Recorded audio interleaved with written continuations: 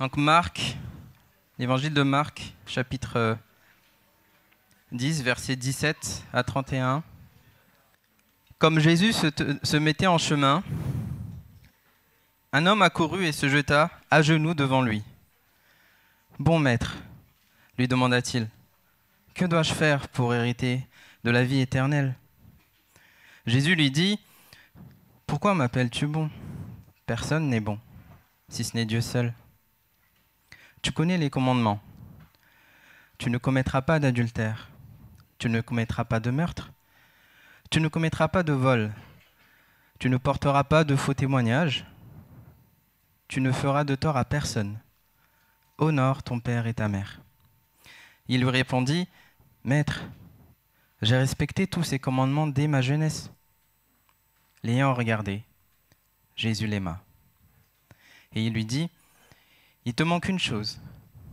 Va, vendre tout ce que tu as, donne-le aux pauvres, et tu auras un trésor dans le ciel.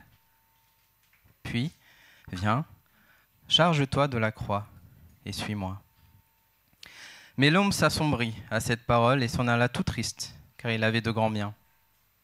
Regardant autour de lui, Jésus dit à ses disciples, « Qu'il est difficile à ceux qui ont des richesses d'entrer dans le royaume de Dieu. » Les disciples furent effrayés de ce que Jésus parlait ainsi. Il reprit, « Mes enfants, qu'il est difficile à ceux qui se confient dans les richesses d'entrer dans le royaume de Dieu. Il est plus facile à un chameau de passer par un trou d'aiguille qu'à un riche d'entrer dans le royaume de Dieu. » Les disciples furent encore plus étonnés et se dirent les uns aux autres, « Qui donc peut être sauvé ?» Jésus les regarda et dit, « Aux hommes, cela est impossible, mais non à Dieu, car tout est possible à Dieu. » Alors Pierre lui dit, « Nous avons tout quitté et nous t'avons suivi. » Jésus répondit, « Je vous le dis en vérité, personne n'aura quitté, à cause de moi et à cause de la bonne nouvelle, sa maison ou ses frères, ses sœurs, sa mère, son père, sa femme, ses enfants ou ses terres, sans recevoir au centuple dans le temps présent des maisons, des frères, des sœurs, des mères, des enfants et des terres, avec des persécutions et, dans le monde à venir, la vie éternelle. Bien des premiers seront les derniers, et bien des derniers seront les premiers. » Jusqu'ici la parole. Alors, je vais commencer en disant quelque chose que beaucoup d'entre vous savent déjà, mais qui est particulièrement important pour ce texte qu'on vient de lire. Il existe une branche du christianisme, ou plutôt une sorte de faux christianisme, qui circule depuis plusieurs décennies maintenant. On l'appelle l'évangile de la prospérité. Vous avez peut-être entendu parler. Alors, je pourrais essayer de vous l'expliquer si jamais vous ne savez pas ce que c'est, mais je pense qu'il serait plus efficace de vous donner simplement quelques citations de pasteurs très célèbres et très riches qui enseignent ce type de foi. Donc, d'abord, Joel Osteen. « Dieu veut que nous prospérions financièrement, que nous ayons beaucoup d'argent, que nous accomplissions la destinée qu'il a tracée pour nous. » Kenneth Copeland. « Nous allons recevoir les enfants de ce soir et vous donner une chance d'augmenter vos revenus. » Benny Hinn. « Il n'y aura pas de maladie pour le vrai enfant de Dieu. Si votre corps appartient à Dieu, il n'appartient pas et ne peut pas appartenir à la maladie. » Et encore une de Benny Hinn. « Dieu commencera à vous faire prospérer car l'argent suit toujours la sainteté. » Alors vous voyez l'essence de cet enseignement. Il dit que si vous venez à Dieu, il vous donnera la richesse, il vous donnera la santé, il vous donnera une promotion au boulot, il vous donnera une bonne place de parking. C'est littéralement une partie du premier chapitre du livre d'Austin. Il vous donnera une jolie femme, un beau mari, de beaux enfants bien sages et ainsi de suite. Alors on peut comprendre pourquoi un tel message est attirant. On a tous quelque chose qu'on veut, on a tous quelque chose qu'on désire, dont on rêve. Alors si quelqu'un semble nous donner un moyen d'obtenir exactement ce qu'on a toujours voulu, eh bien c'est assez difficile de résister à ça. Cet enseignement est une déformation horrible du message de l'Évangile. Et juste entre parenthèses, le dernier homme que j'ai cité, Benny Hinn, il est un peu intéressant quand même. Parmi les hommes que j'ai mentionnés, c'est celui que je connais le mieux parce qu'il passait toujours à la télé chez ma grand-mère. Il a toujours été l'un des partisans les plus exubérants de ce soi-disant évangile, bonne nouvelle de la prospérité. Maintenant, il est âgé et il arrive à la fin de son ministère et apparemment, il commence à réexaminer certaines choses. Il y a quelques années, et donc je l'ai vu, c'est une vidéo de lui, c'est pas de l'IA, c'est un vrai truc, il a demandé pardon pour les années pendant lesquelles il a donné cet enseignement particulier. Il a promis de ne plus jamais demander de l'argent à ceux qui l'écoutent. Alors s'il fait ce qu'il a dit, il a tout à fait raison. C'est très bien pour lui, parce que cet enseignement n'a rien à voir avec l'Évangile. Le message de l'Évangile, c'est que nous sommes tous rebellés contre Dieu, c'est de ça qu'on parle quand on parle du péché, et que nous méritons sa juste colère contre notre péché. Mais parce qu'il nous aime, Dieu a envoyé son Fils Jésus-Christ pour vivre la vie que nous aurions dû vivre, pour subir la mort que nous méritons à notre place, afin que nous puissions être libérés de notre péché et réconciliés avec Dieu. Et maintenant, il nous appelle tous à nous détourner de notre péché, à faire confiance à lui seul pour notre salut et à le suivre. Mais suivre Jésus nécessite quand même une réorientation assez radicale de nos priorités. Et c'est ça qu'on voit depuis quelques semaines maintenant. À la fin du chapitre 8 de l'évangile de Marc, Jésus dit, donc c'est au verset 34 du chapitre 8, « Si quelqu'un veut être mon disciple, qu'il renonce à lui-même, qu'il se charge de sa croix et qu'il me suive. En effet, celui qui voudra sauver sa vie la perdra, mais celui qui la perdra à cause de moi et de la bonne nouvelle la sauvera. » L'évangile n'est pas seulement le moyen d'échapper à l'enfer, c'est le moyen de changer l'orientation de toute notre vie. Tout ce que nous voulions, tout ce que nous désirions avant est maintenant relégué au second plan par rapport à ce qu'il nous appelle à faire. Et ce qui est difficile, c'est que très souvent, ça ne semble pas en valoir la peine. On est des gens à courte vue. Et peu de choses nous semblent moins immédiates que l'idée du paradis parce que c'est quelque chose qui n'arrivera pas avant longtemps, ou au moins quelque chose qui arrivera après notre mort. Et c'est difficile pour nous d'imaginer ce à quoi ressemblera le paradis. Enfin, à vrai dire, ce n'est pas si difficile que ça. La Bible nous en parle beaucoup. C'est juste que nous, on ne sait pas ce qu'elle dit. Alors, on peut facilement avoir l'impression que Jésus nous demande de renoncer quand même à beaucoup de choses très tangibles et très immédiates, pour quelque chose en échange qui semble moins tangible et moins immédiat. On voit un très bon exemple de ça dans le texte qu'on a vu la semaine dernière et qu'on vient tout juste de relire. Un jeune homme riche vient demander à Jésus comment il peut hériter de la vie éternelle. Jésus lui passe en revue certains des 10 commandements et le jeune homme dit qu'il a gardé tous ces commandements depuis sa jeunesse, donc très bien. Mais Jésus dit qu'il lui manque encore une chose et il appelle ce jeune homme riche à aller plus loin que la simple obéissance aux commandements que Dieu avait déjà donnés. Il lui dit d'aller vendre tous ses biens, de donner de l'argent aux pauvres, de donner l'argent qu'il a reçu aux pauvres, et puis de venir le suivre. Et qu'est-ce que le jeune homme aura en retour s'il fait ça? Un trésor dans le ciel, Jésus dit, ou la vie éternelle, comme le jeune homme a demandé au verset 17. Et puis, on ne sait pas combien d'années à suivre Jésus. Et pour le jeune homme, ça ne semble pas en valoir la peine. Il est triste parce qu'il veut suivre Jésus, mais l'échange ne semble pas équitable, au moins pas à ce stade. Alors la vraie question que ce texte nous pose aujourd'hui, c'est est-ce que le jeune homme riche a raison? Est-ce que c'est vrai? Est-ce que cet échange peut vraiment en valoir la peine? Tout quitter pour suivre Christ, est-ce que ça vaut la peine, non pas un jour au ciel après notre mort, mais aujourd'hui?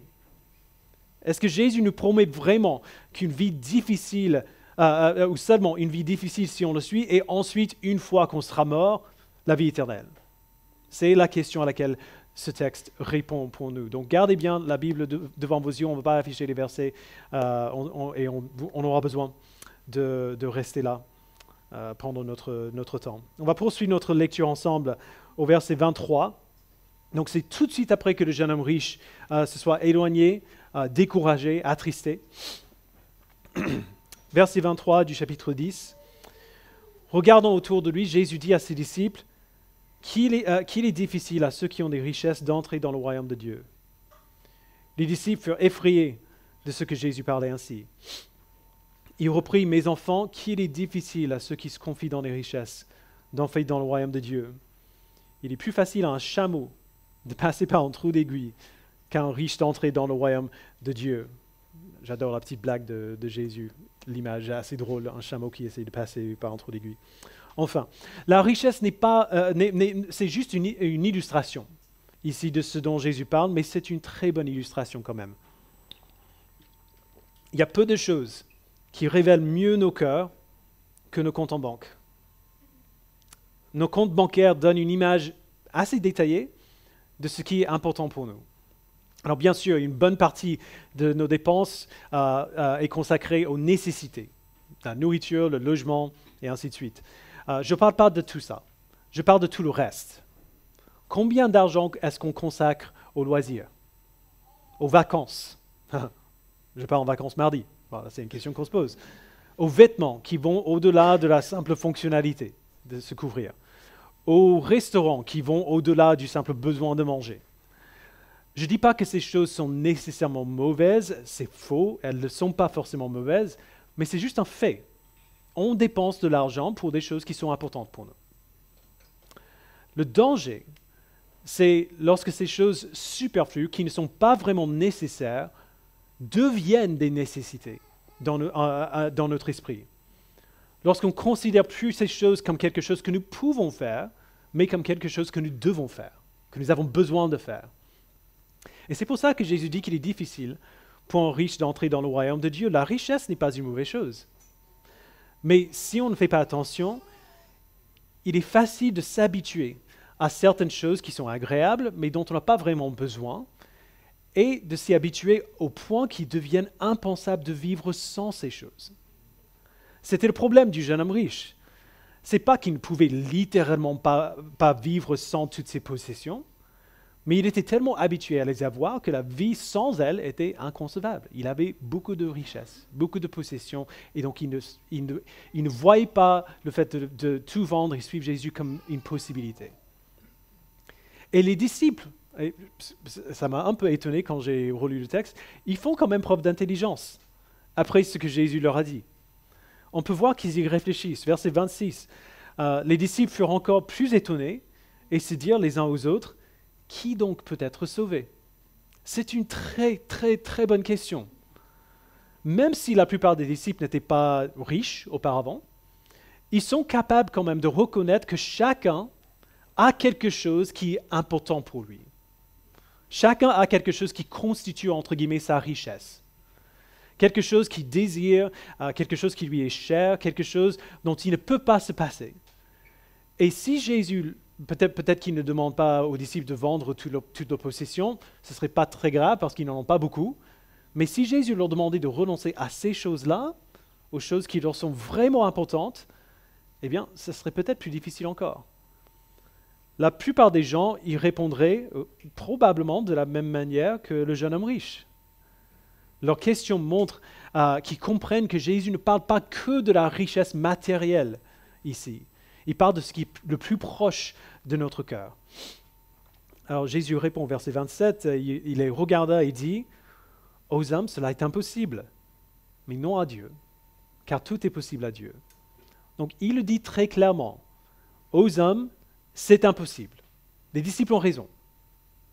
Qui peut être sauvé ? Si ce que Jésus exige vraiment, c'est que nous mettions tout au second plan, tous nos rêves, toutes nos priorités, tous nos désirs, pour lui donner la première place, eh bien, ça c'est impossible.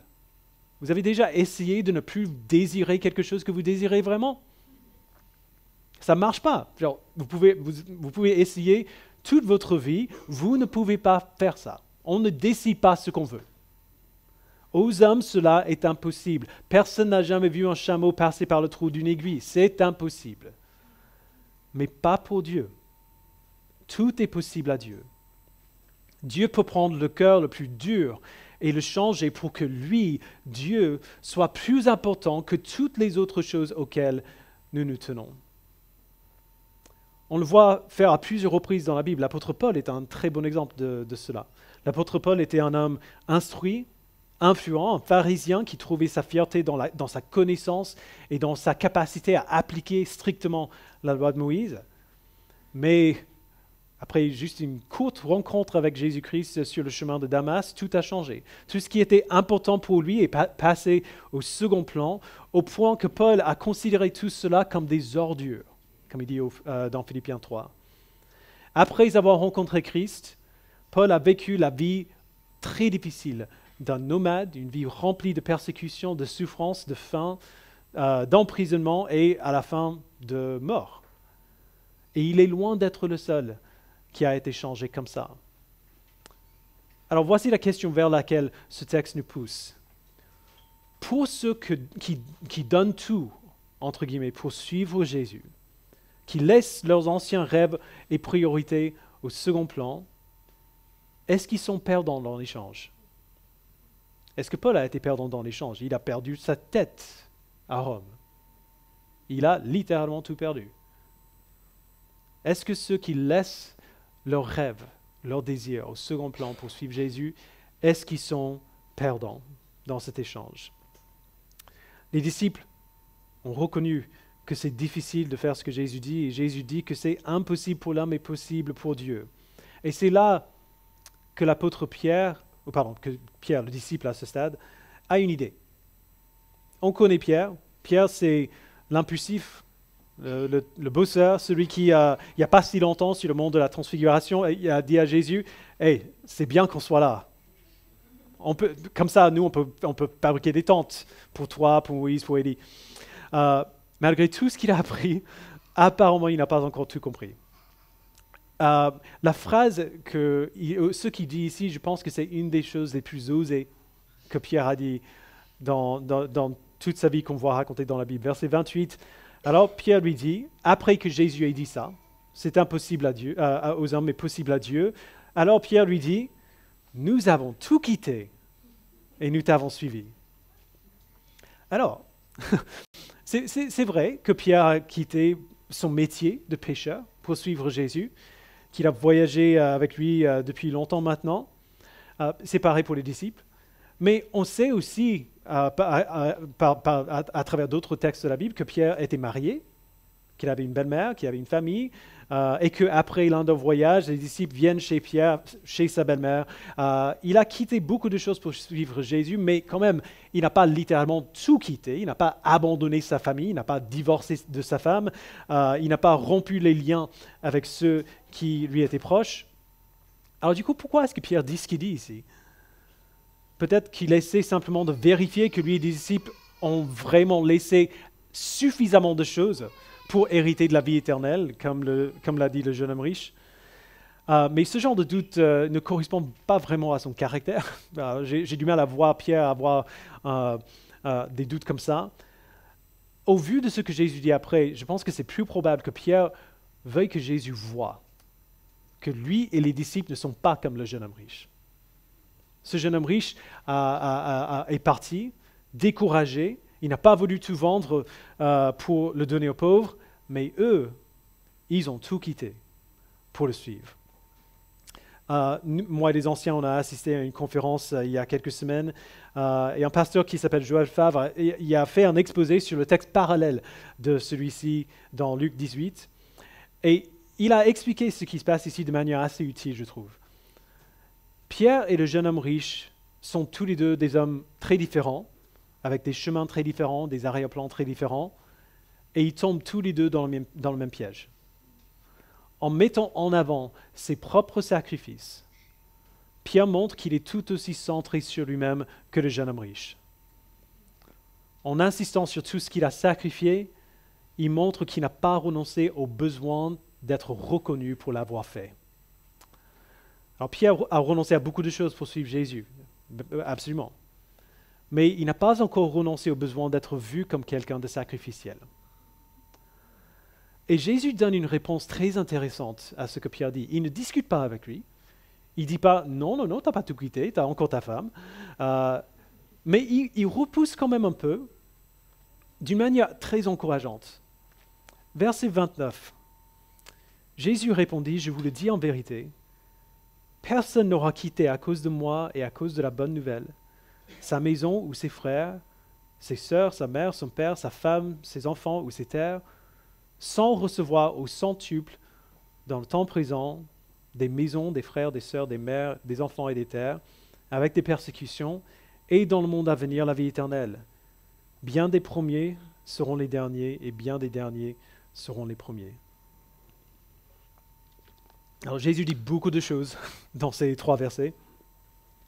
Tout d'abord, il parle de ce qu'on pourrait quitter pour lui éventuellement. Et comme les disciples avaient déjà vu, ça va bien au-delà de la richesse matérielle. Il parle de ceux qui renoncent à leur maison, à leurs frères, leurs sœurs, leur mère, leur père, leurs enfants, leur terre. 2 de ces choses sont matérielles, leur maison et leur terre.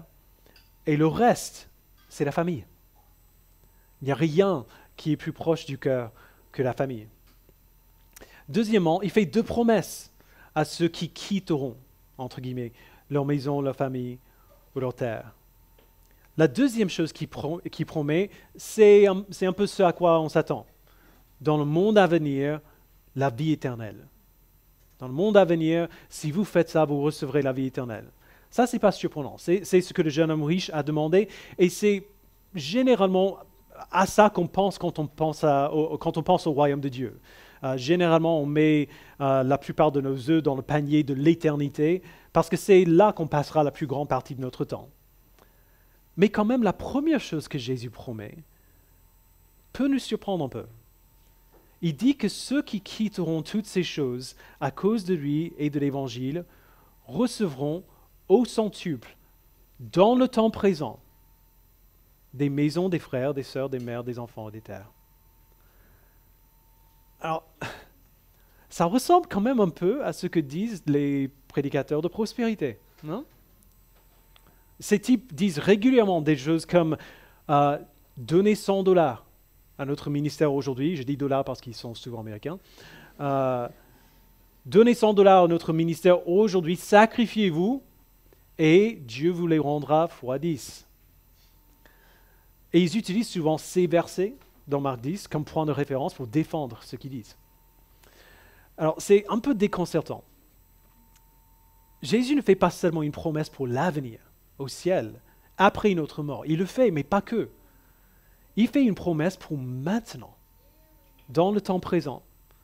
Et cette promesse ne semble pas être purement spirituelle, mais réelle et tangible. Il parle des maisons, des enfants, des frères, des sœurs, des mères, des terres, les mêmes choses que celles auxquelles ces gens auraient renoncé. Alors je ne crois pas que Jésus dise que tous les croyants seront par exemple comme Job, qui a perdu tous ses biens, dont les enfants sont morts, mais qui après a eu d'autres enfants et qui est devenu encore plus riche qu'avant. Je ne pense pas que c'est ce que Jésus dit. Il y a beaucoup de croyants, comme les disciples, comme l'apôtre Paul, qui ont tout quitté ou presque pour suivre Christ et qui n'ont pas littéralement reçu le centuple dans leur vie. Et c'est quand même pratique que les prédicateurs de prospérité ignorent ce que Jésus ajoute à la liste des promesses au verset 30 avec des persécutions. Jésus ne promet pas que tous nos problèmes disparaîtront si nous le suivons. Il faut qu'on se rappelle, juste de manière générale, qu'une grande partie des paroles de Jésus ne doivent pas être prises dans leur sens le plus littéral.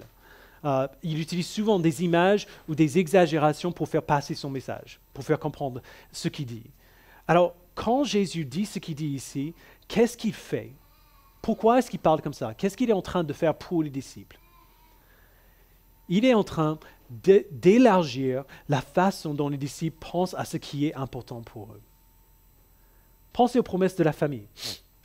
Frères et sœurs, mères et enfants, multipliés par 100.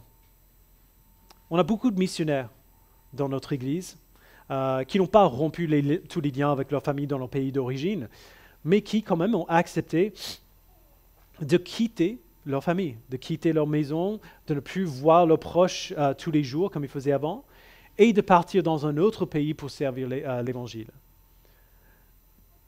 si vous êtes un peu curieux, faites le tour des missionnaires dans l'Église et posez-leur la question. Demandez-leur si, en acceptant de quitter leur foyer dans le pays d'origine pour servir l'Évangile dans un autre pays, ils ont l'impression d'avoir perdu de la famille ou d'en avoir gagné. Grâce à cette perte, entre guillemets, ils ont rencontré des frères et des sœurs en Christ dont ils n'avaient jamais soupçonné l'existence. Ils ont rencontré des mères et des pères spirituels. Ils ont été accueillis dans de nouvelles maisons, de nouveaux pays, de nouvelles cultures. Ceux qui quittent leur foyer pour l'Évangile, s'ils l'ont vraiment quitté pour l'Évangile, voient invariablement, inévitablement, leur univers s'élargir plutôt que se réduire. C'est obligatoire. Leur famille s'agrandit, il ne rétrécit pas. Il gagne bien plus qu'il ne sacrifie. Alors quand on est missionnaire, il est facile de voir ça parce que le contraste entre la vie d'avant et la vie maintenant est tellement extrême. Mais tous ceux d'entre nous qui suivent Christ subissent la même expansion de notre monde. Nous avons tous une famille à la maison, une famille de sang. Certains d'entre nous, on est proches de nos familles, d'autres non. Certains d'entre nous ont des familles qui célèbrent notre foi et d'autres ont des familles avec lesquelles la foi a créé plutôt de l'hostilité. Jésus ne nous a pas appelés à couper tous les liens avec nos familles, à abandonner nos femmes, à abandonner nos enfants. Mais il nous appelle à voir que le monde qu'il nous a donné, le royaume de Dieu, dans lequel il nous a fait entrer, est bien plus grand que notre monde à la maison, que notre famille de sang. Regardez autour de vous. Si vous avez la foi en Christ, vous avez maintenant des dizaines, des centaines, d'innombrables frères et sœurs que vous ne connaissiez pas avant, avec qui vous n'aviez aucun lien avant. Vous avez de nouveaux pères, de nouvelles mères, vous avez une nouvelle famille. Et cette nouvelle famille sera bien plus durable que votre famille de sang. Votre famille de sang va durer aussi longtemps que vous serez en vie. Mais cette nouvelle famille durera pour l'éternité. Nous serons toujours frères et sœurs. Cette famille sera toujours notre famille. Et vous l'avez maintenant. Vous l'avez, maintenant, vous avez cette famille. Jésus a tenu sa promesse. Vous n'aurez pas cette famille demain ou au ciel, vous l'avez maintenant. Jésus a tenu sa promesse. Et c'est pareil pour tout ce qui pourrait nous être cher, tout ce qu'on pourrait désirer en priorité. Que ce soit l'identité, ou l'accomplissement personnel, ou une famille, ou le plaisir, ou l'amour, ou la joie, tout ce qu'on pense avoir quitté, nous sera rendu, mais d'une manière infiniment meilleure que nous l'avions imaginé et de manière infiniment plus grande. L'identité en Christ est infiniment meilleure que l'identité que j'ai essayé de me former pour moi-même. L'accomplissement de persévérer dans notre foi jusqu'à la fin est infiniment meilleur qu'un accomplissement personnel ou professionnel. La famille de Dieu est infiniment plus grande et plus glorieuse que notre famille de sang. Le plaisir en Dieu est infiniment meilleur que le plaisir du péché. L'amour de Dieu, de loin surpasse ce qu'on peut dire un cœur humain, comme dit le chant. La joie en Christ est infiniment plus solide que la plus grande joie dans ce monde. Lorsque nous sacrifions pour lui, nous retrouvons notre monde élargi et non pas rétréci. Lors de la conférence, Joël Favre a raconté l'histoire du célèbre prédicateur et pasteur gallois Martin Lloyd-Jones. L'histoire est juste trop belle pour ne pas vous partager. Je savais, dès qu'il a dit, en fait, il va falloir que je le dise. Lloyd-Jones a commencé une brillante carrière dans la médecine. Très rapidement, alors jeune, il est devenu l'assistant clinique principal du médecin personnel du roi d'Angleterre. Un poste qu'il aurait probablement pris à la retraite de son patron. Lloyd-Jones était déjà bien connu dans son domaine. Il était déjà connu par la presse. Une carrière incroyable l'attendait en tant que médecin privé de la famille royale quand même. Mais au début, autour de 23-24 ans, l'évangile l'a attiré d'une manière particulière. Il s'est rendu compte, au bout de quelques temps, qu'il ne pouvait plus le refuser. Alors, il a quitté sa carrière de médecine ou de médecin pour devenir pasteur. Son premier poste pastoral s'est situé à Aberavon, dans le sud du pays de Galles. Il s'agit d'une église pauvre, dans une ville pauvre, peuplée principalement de marins et de mineurs. Pourquoi j'ai mal dit?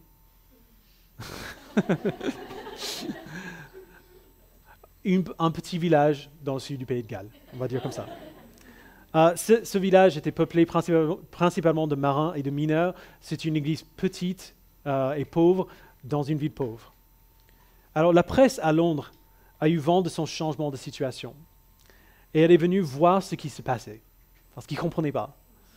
Lorsque les journalistes sont arrivés en ville, ils ont trouvé Lloyd Jones et lui ont demandé comment est-ce qu'il a pu abandonner cette brillante carrière pour venir ici, vivre dans une relative pauvreté, en prêchant à des marins et à des mineurs. Et la réponse de Lloyd Jones a été très simple et succincte. Il a simplement dit « Je n'ai renoncé à rien, j'ai tout reçu ».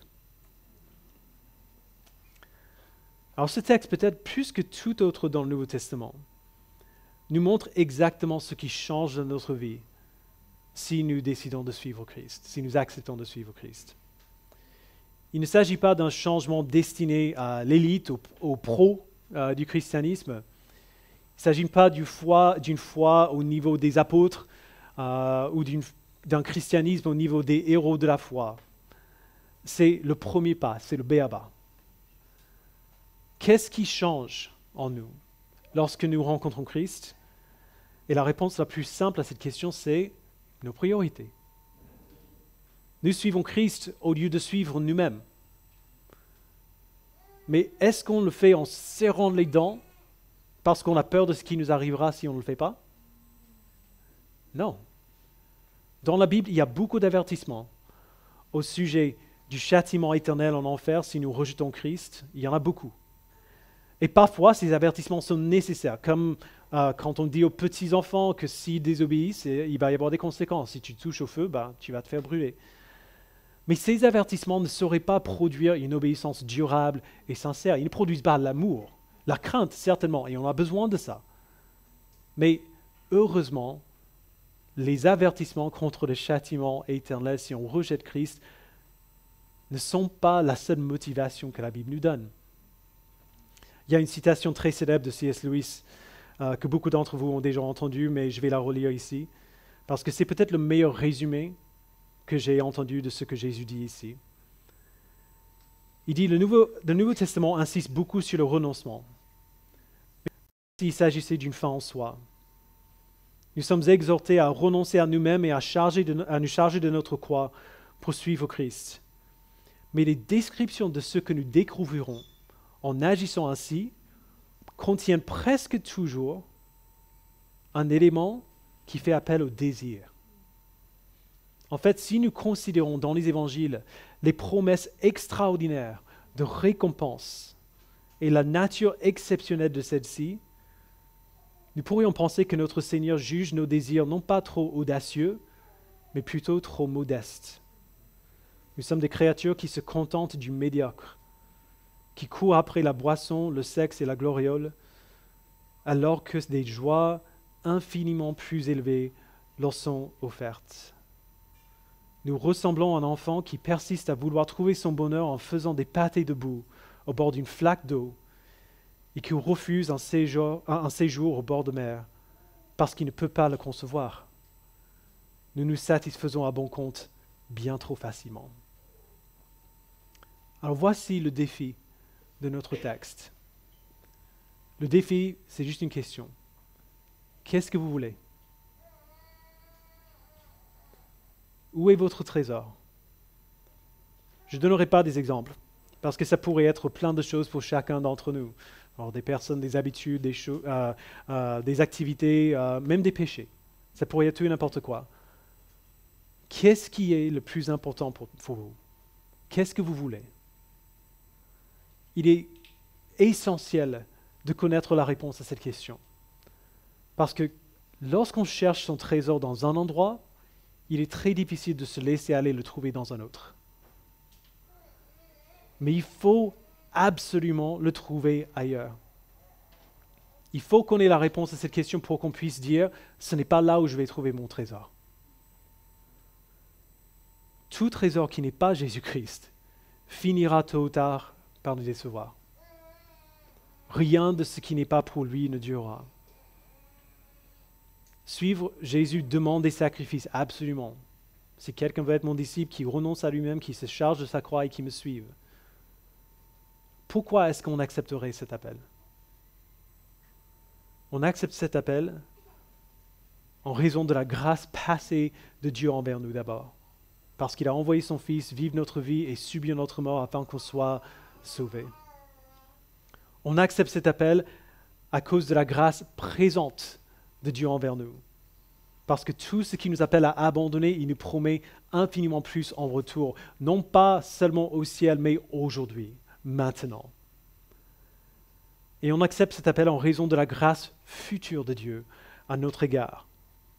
Après une vie avec lui, une éternité au ciel avec Christ, libéré de la souffrance du péché, parfaitement réconcilié avec le Père en Christ. Oui, c'est difficile de renoncer à nous-mêmes pour suivre Christ. Mais ce qu'on abandonne, ce qu'on accepte de laisser passer au second plan pour le suivre, n'est rien en comparaison de ce que nous recevons de sa part. Celui qui perdra sa vie à cause de lui et de la bonne nouvelle la trouvera. Est-ce qu'on le croit? Et on doit absolument le savoir. On doit absolument savoir si on le croit ou non. Parce que c'est là le test. Le fait de croire ou non que nous recevons bien plus que ce que nous sacrifions déterminera si ou non nous persévérons en tant que chrétiens jusqu'à la fin.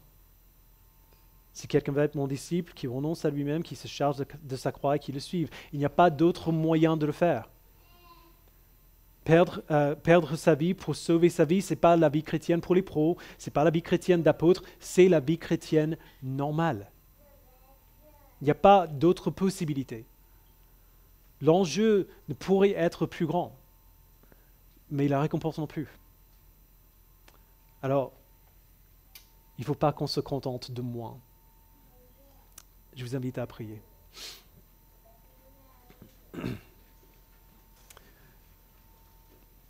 Père, nous te remercions d'avoir envoyé son Fils qui a tout quitté pour nous sauver.